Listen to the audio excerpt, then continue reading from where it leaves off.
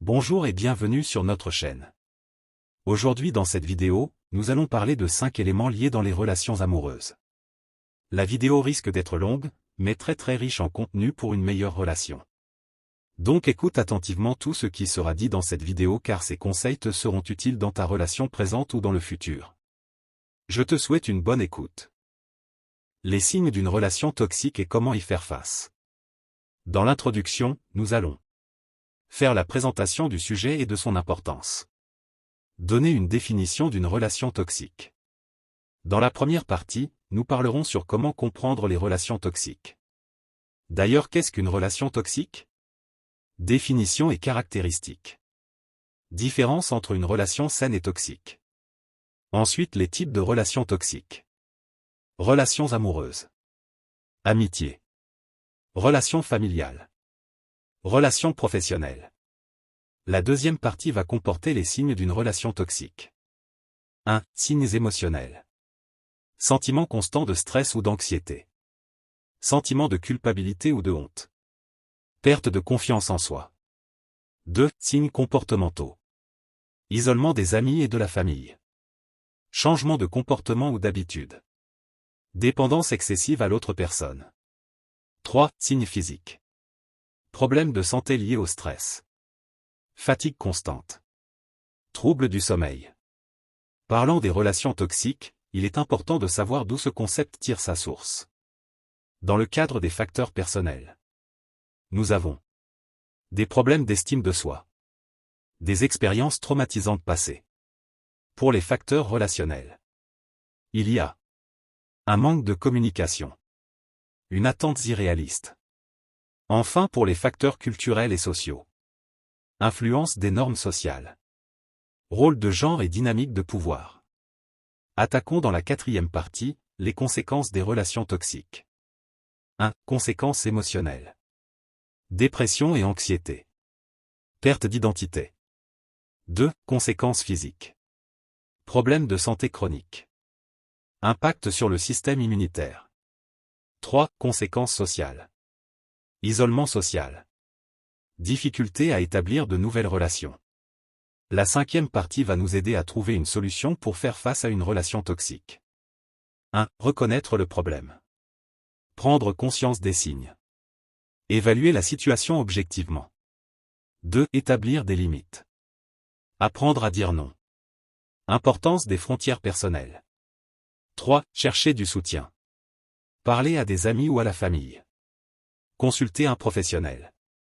4. Prendre des mesures concrètes. Planifier une sortie de la relation. Mettre fin à la relation de manière sécurisée. Partie 6. Se reconstruire après une relation toxique. 1. Guérir émotionnellement. Thérapie et counseling. Technique de gestion du stress. 2. Redécouvrir soi-même.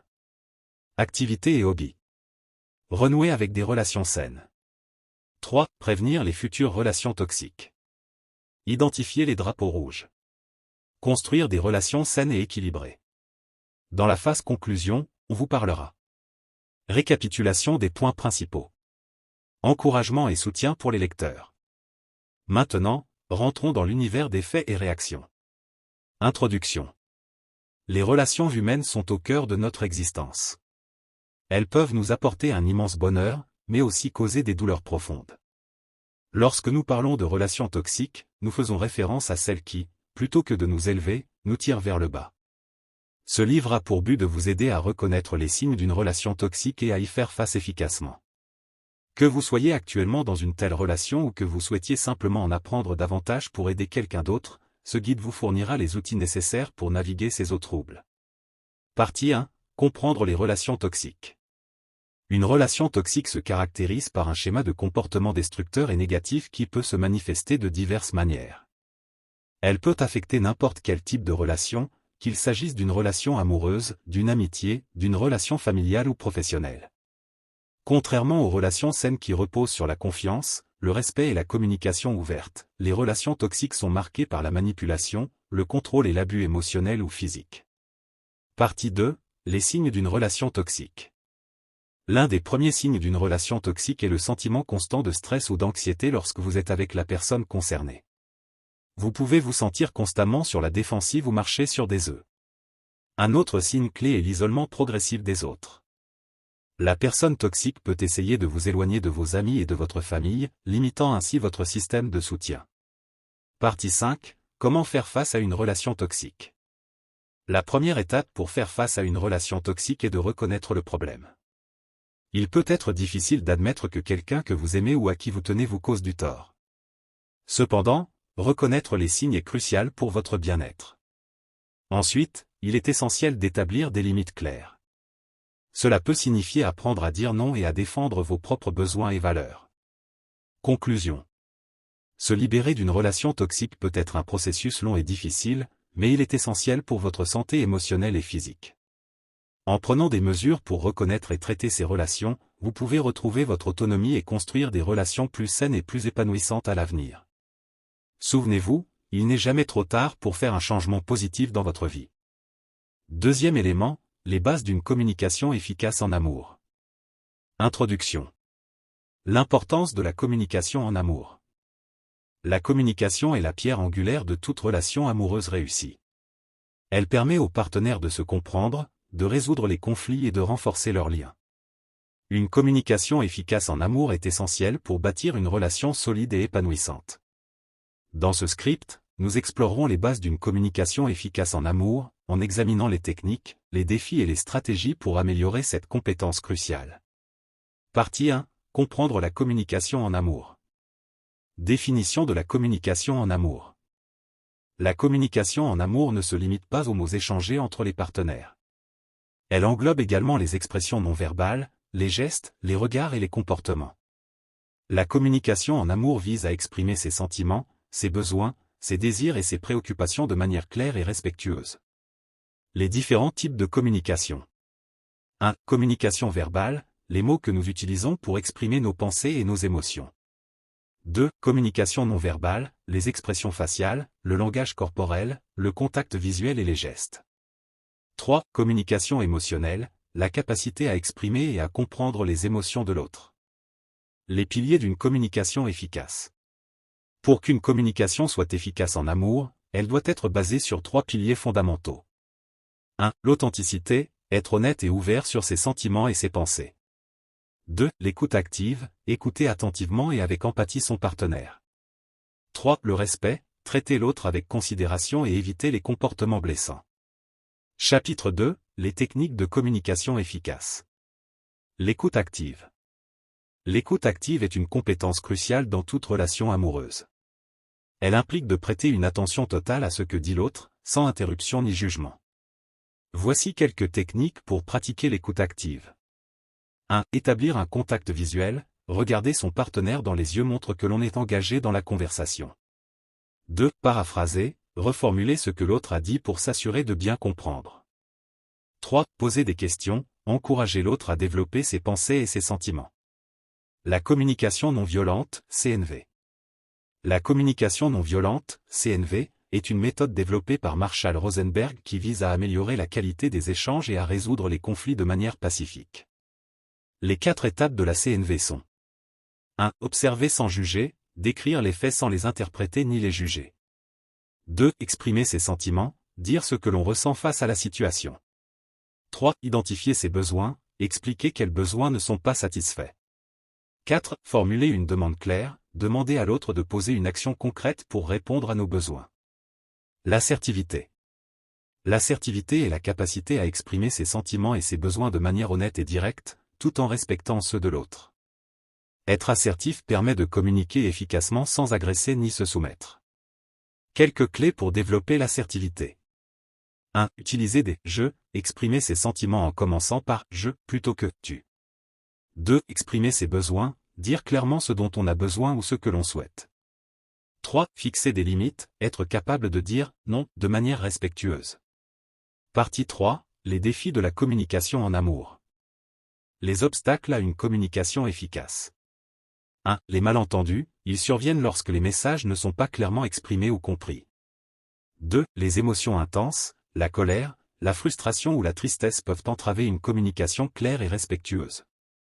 3. Les attentes non exprimées, ne pas exprimer ses attentes peut mener à des déceptions et des ressentiments. Les conflits et leur gestion. Les conflits sont inévitables dans toute relation, mais ils peuvent être gérés de manière constructive. Voici quelques stratégies pour gérer les conflits de manière efficace. 1. Rester calme, prendre le temps de se calmer avant de discuter d'un sujet conflictuel. 2. Écouter avant de répondre, laisser l'autre s'exprimer avant de donner son point de vue. 3. Chercher des solutions gagnant-gagnant, trouver des compromis qui satisfont les deux partenaires. Partie 4. Stratégie pour améliorer la communication en amour. Prendre le temps de communiquer. Il est essentiel de consacrer du temps à la communication dans une relation amoureuse. Voici quelques suggestions pour intégrer des moments de communication dans votre quotidien. 1. Moment dédié, réservez des moments spécifiques pour discuter sans distraction. 2. Rituel de communication, instaurez des rituels comme discuter de sa journée chaque soir ou faire une promenade ensemble pour parler. Utilisez les langages de l'amour. Les langages de l'amour, popularisés par Gary Chapman, sont des façons différentes d'exprimer et de recevoir de l'amour. Identifier le langage de l'amour de son partenaire peut grandement améliorer la communication.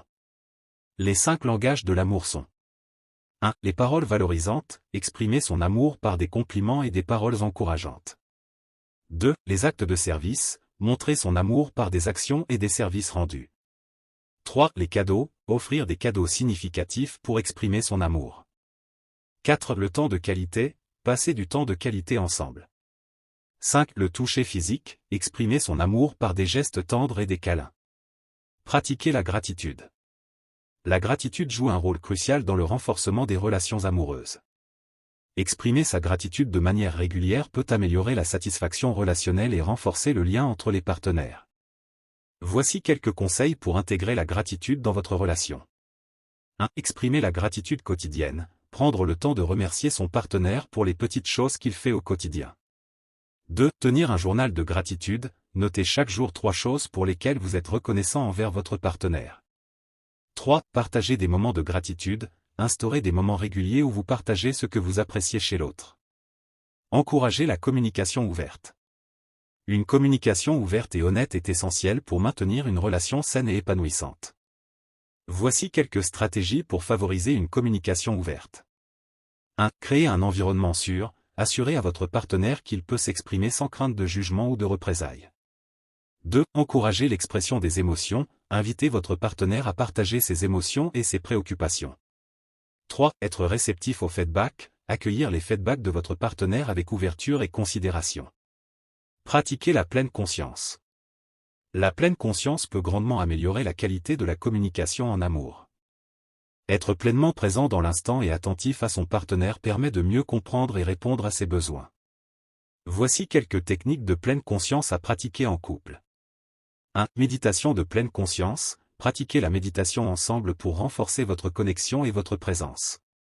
2. Exercice de respiration, utilisez des exercices de respiration pour rester calme et concentré lors des discussions. 3. Écoute attentive, pratiquez l'écoute attentive en se concentrant pleinement sur ce que dit l'autre sans distraction. Partie 5. Les ressources pour améliorer la communication en amour. Thérapie et atelier. 1. Thérapie de couple, consulter un thérapeute de couple peut aider à surmonter les défis de communication et à renforcer la relation. 2. Atelier de communication, participer à des ateliers de communication peut offrir des outils pratiques et des exercices pour améliorer la communication en couple.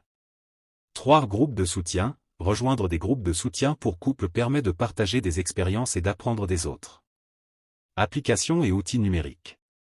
1. Applications de méditation, utilisez des applications de méditation pour pratiquer la pleine conscience en couple. 2. Applications de communication, des applications spécifiques peuvent aider à améliorer la communication en fournissant des exercices et des conseils quotidiens. 3. Journal de couple, tenir un journal de couple pour noter les moments de gratitude, les défis de communication et les progrès réalisés.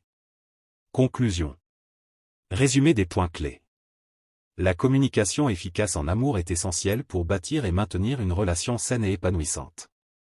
En comprenant les bases de la communication, en pratiquant des techniques d'écoute active et de communication non violente, et en surmontant les obstacles courants, les couples peuvent améliorer leur connexion et leur satisfaction relationnelle. Encouragement à pratiquer la communication efficace. Il est important de se rappeler que la communication en amour est une compétence qui se développe avec le temps et la pratique.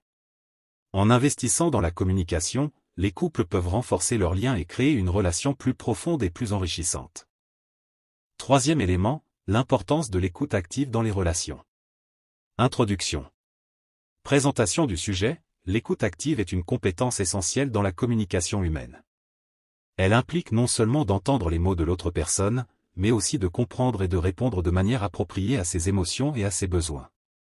Dans un monde où la communication est souvent rapide et superficielle, l'écoute active permet de créer des relations plus profondes et significatives. Importance de l'écoute active joue un rôle crucial dans toutes les formes de relations, qu'elles soient personnelles, professionnelles ou familiales. Elle aide à renforcer la confiance, à résoudre les conflits et à créer un environnement de compréhension et de respect mutuel. Partie 1. Comprendre l'écoute active. Définition de l'écoute active. L'écoute active est une technique de communication qui implique une attention totale à ce que dit l'autre personne, avec l'intention de comprendre pleinement le message transmis. Elle requiert une participation active de l'auditeur, qui doit montrer qu'il écoute par des gestes, des expressions faciales et des réponses verbales. La différence entre écouter et entendre, il est important de distinguer ces deux concepts. Entendre est une fonction physiologique, tandis qu'écouter est un processus cognitif et émotionnel. L'écoute active demande une concentration consciente et un effort pour comprendre l'autre. Les composantes de l'écoute active. Les composantes de l'écoute active incluent attention totale, focaliser toute son attention sur l'interlocuteur. Empathie, ressentir et comprendre les émotions de l'autre. Réponse réfléchie, paraphraser, reformuler et poser des questions pertinentes pour montrer que l'on comprend et que l'on s'intéresse. Partie 2. Les avantages de l'écoute active dans les relations. Renforcement de la confiance. L'écoute active permet de créer un climat de confiance dans une relation. Lorsque les individus se sentent écoutés et compris, ils sont plus enclins à partager leurs pensées et leurs émotions, ce qui renforce les liens de confiance. Amélioration de la communication. L'écoute active améliore la qualité de la communication en réduisant les malentendus et en facilitant l'échange d'informations. Elle permet de clarifier les points de vue et de s'assurer que tous les participants à la conversation sont sur la même longueur d'onde. Résolution des conflits. Les conflits surviennent souvent à cause de malentendus ou de sentiments non exprimés. L'écoute active aide à identifier les véritables causes des désaccords et à trouver des solutions constructives. En écoutant attentivement, on montre du respect pour l'autre et on ouvre la voie à des discussions productives. Partie 3. Techniques et stratégies pour pratiquer l'écoute active. Établir un contact visuel. Le contact visuel est un élément clé de l'écoute active.